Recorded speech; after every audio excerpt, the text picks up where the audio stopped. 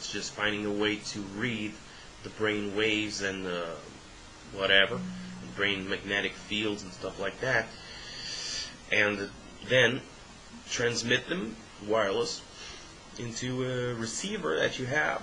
It's not really hard to figure out how that would work. It's not also hard to think how it would be possible for teletransportation. I mean, think about it. Your physical body, even your mind is physical body. You can surely scan all the information on your body and then reconstitute. But that isn't really transportation, is it? Or, better asked, if it is transportation, is it transportation of what? Of information, right? It's only information that's being transported. So you would have to eradicate your body in one side and then reconstitute your body on the other side. It's not really a transportation of matter from here to China. It's just a scan of the structure of your physical body, which includes your mind, the obliteration of that physical body, and the reconstitution of that physical body. If the physical body wouldn't be obliterated in the origin, then I guess that would be pretty much a duplication or replication mechanism implemented.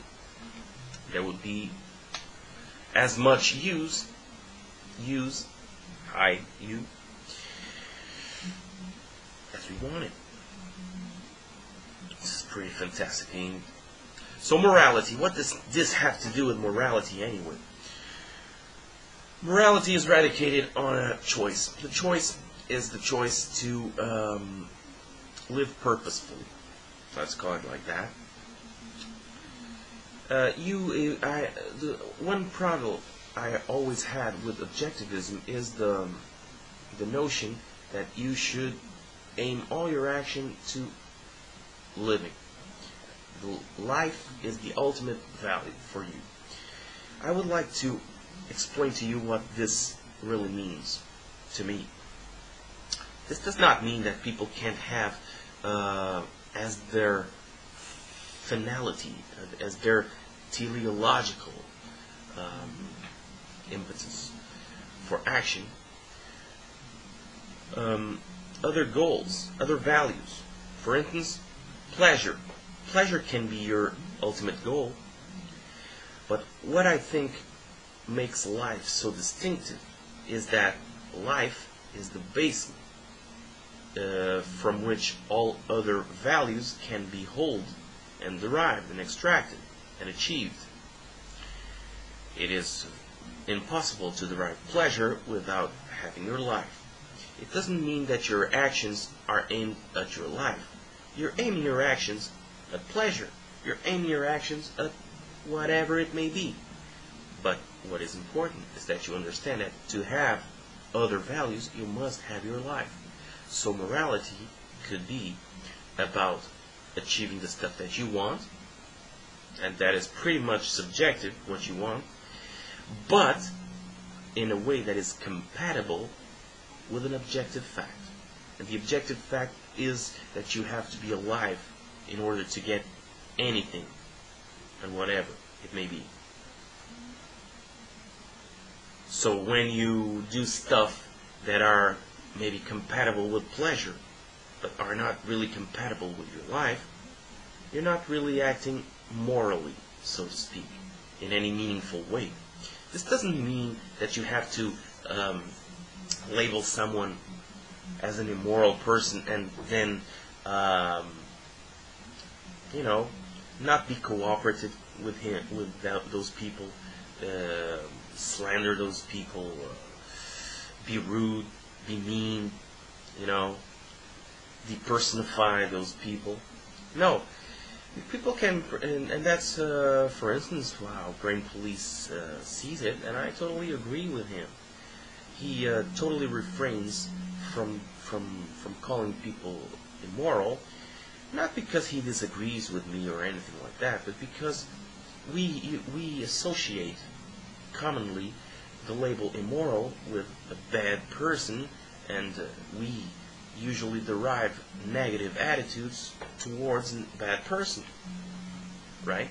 So since he does not want to be excluding people for the mere fact that they may be committing certain, what I call immoral actions, he just dismisses calling them immoral at all. You get me? So that's very much respectable. But I'm arguing for that you do not need to have any sort of problem in labeling some action, and people are not immoral, only actions are. The same way that people are not rational and people are not emotional, only actions and only ideas are rational, right? That's one of the problems I've had with objectivism, for instance. Objectivism, is built over a heroic paradigm of a human being. It's about a conscious choice to live according to a certain model of a man. Even though objectivism ethics is not virtue ethics, at least classical virtue ethics, and it's more of a consequentialist philosophy, I would have to say that it is pretty much, it does have lots of characteristics of virtue ethics, namely the emulation of a certain model of a human being with certain virtues. Virtue ethics is like that.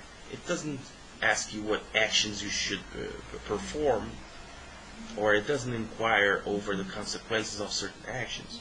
It just holds a certain model of a human being, and certain traits and certain characteristics as desirable, and then you try to emulate those characteristics, those traits, and they believe, virtue ethicists, that if you emulate a virtuous model of a human being, your actions will automatically be translated into moral actions. Efficient moral actions. Right? So you don't have to really think about your actions, you just have to worry about corresponding to a certain model of a human being. That's really not for me. I totally respect and I pretty much like virtue ethics, of course. But to me, things depart from consequences of actions, goal-oriented actions, consequences of actions, and only then can you derive what that role of a human being is. Only then can you derive virtues. And then you can emulate those virtues. So virtue ethics is pretty amazing, but how do you know that the model is true? You have to resort to consequentialist ethics, in my view. So these are just a few random thoughts. I'm totally not logical or in sequence. I cannot function like that. I'm kind of like Aaron in this sense. He also,